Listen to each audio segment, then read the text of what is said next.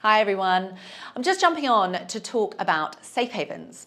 Since the conflict between the US, Israel and Iran has erupted, safe havens haven't necessarily acted as some would have expected, and prior trends have really come undone. Let's talk about gold first. Gold is your traditional safe haven, yet earlier this week, as we saw stocks collapse, as we saw bonds collapse and yields spike, gold also came under downward pressure along with silver.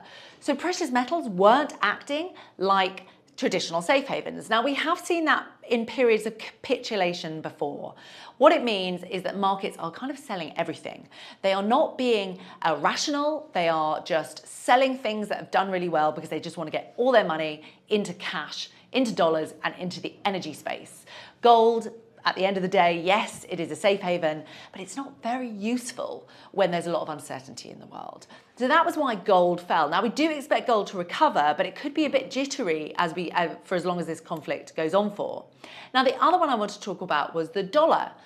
For most of the last year, the dollar has been on a steep decline. We've been talking about the Sell America trade. We've been talking about de-dollarization. And yet, since the outbreak of this conflict, the dollar really has been king. It's been leading global FX markets higher, and people have been really pouring into US dollars. Now, there's a few reasons for that. The first is that the dollar is still the world's most liquid currency. It is still the most reliable currency in a crisis.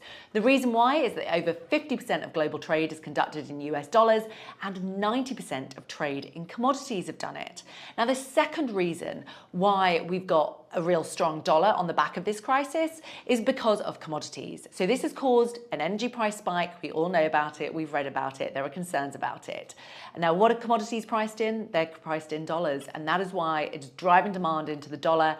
And it is a safe haven, and it is a safe haven of choice at the moment.